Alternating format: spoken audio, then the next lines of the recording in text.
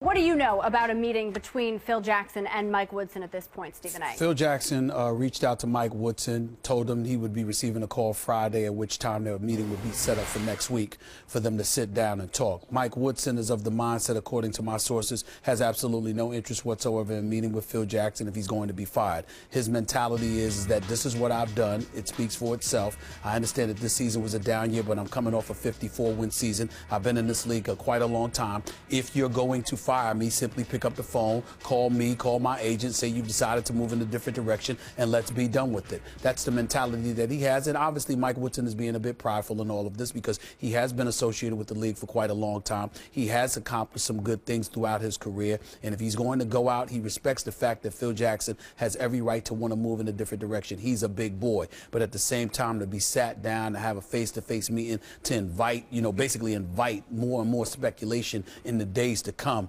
he believes is utterly unnecessary. That's where he stands. How quickly do you think this is resolved? Well, me personally, I think if Phil Jackson is wise, he'd simply fire Mike Woodson today and get it over with. What the hell are you waiting for the whole weekend for? I mean, there's games that's coming on, there's playoff games to talk about. What's the procrastination all about? You've got players that you need to think about keeping. You've got new players you got to think about adding. You want to move in a forward direction, set the stage for a new coach to come on board. Why on earth procrastinate and drag things out? If you're moving in a different direction, go ahead and do it. And especially when the coach is telling you, all I need is a phone call. We don't have to meet and socialize with one another, sing kumbaya, hug one another. Nobody needs that. Let's move forward. I definitely support that theory. All right. Well, if you are moving forward and if that is what Phil Jackson chooses to do, Steve Kerr is certainly a name that's been bandied about as a potential choice on that New York Knicks bench. What do you think about him being the guy? I don't like it, and I have profound respect for Steve Kerr. I look at Steve Kerr as an executive. I don't look at Steve Kerr as the guy that can galvanize and inspire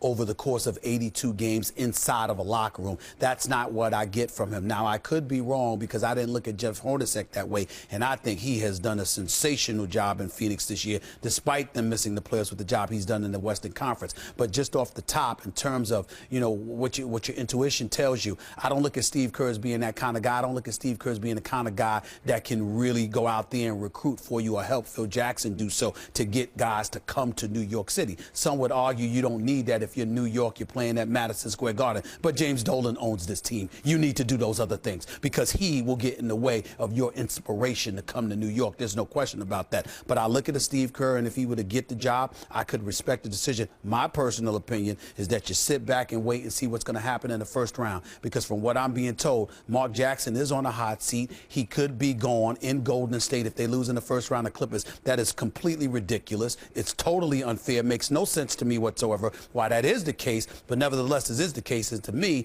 if Phil Jackson's smart, you're going to let go of Mike Woodson, but you really want to galvanize New York City to rally behind your team, you go out there and you get Mark Jackson and you bring him to New York City. And if he doesn't know the triangle, you teach it to him and you make sure he knows it come training camp so you can incorporate that, because you got Phil Jackson, but he's operating at 50,000 feet. You need somebody there with the troops every day doing what you can to rally those guys to make them want to play for you and to have New York City support you and believe in you, because that's a big deal. If Mark Jackson can't do that, I don't know who can.